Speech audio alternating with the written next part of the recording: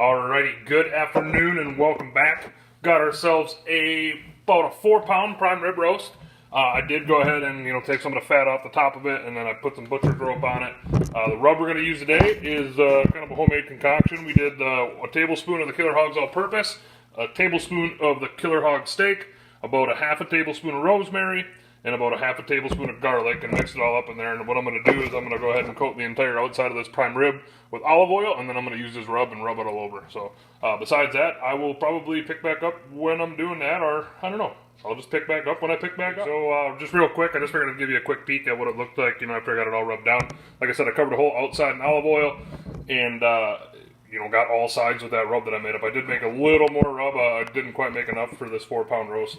So here it is. It's going to sit on the stovetop probably for, probably close to a half hour, 45 minutes, and then I'm going to go ahead and throw it on the Weber Smokey Mountain today. And one other side note, I did do a dry brine on this overnight. So what I did is I took about 2 or 3 tablespoons of coarse kosher salt, and then covered the whole thing in that and let it sit in the fridge probably for probably been close to 24 hours now. So besides that, now we'll pick back up when we're down at the Weber Smoky Mountain. Just put the prime rib roast on, give you a quick look.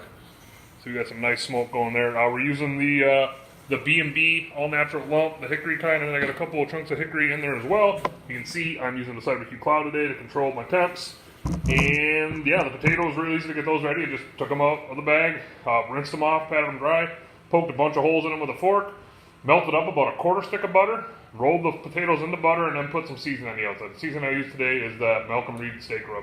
So like I said, cooking at 225. I am going to put a probe in this prime rib roast, but probably not at least for like an hour. So I'll pick back up when I'm probing. Okay, we are 1 hour into the cook. I'm going to go ahead and just open her up. Still probably got a couple hours up to go yet, but I'm going to go ahead and probe the inside of it. I kind of want to try to get it like right in the middle of it. So should be right about there. Should be about good.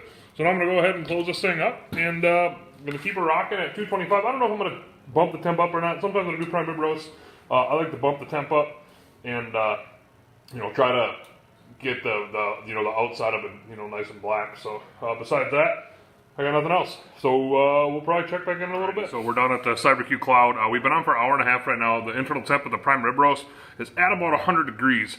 We've been cooking at 225 for an hour and a half. You can see it's right around the 225, 230 range right now. But I'm going to go ahead and turn the temperature up on this to 300 to finish it off. And this is all you do. You just click on the temp, put your numbers where you want them.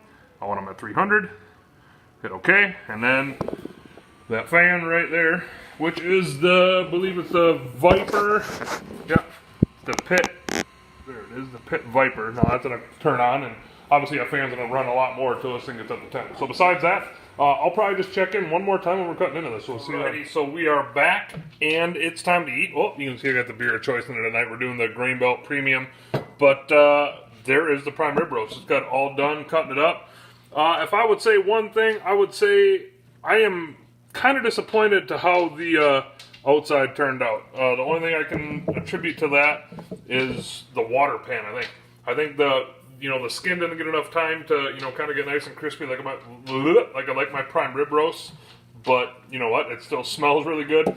You can see it's like a pretty dang perfect medium rare, nice and pink in the middle. So real quick, go over cook times. 1.5 hours at 225, 1.5 hours at 300.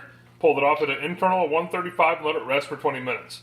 And this is the final product. So besides that, I'm going to go ahead and eat. You guys and girls have a good night. Make sure to subscribe if you like this video, or you know what? Tell your friends.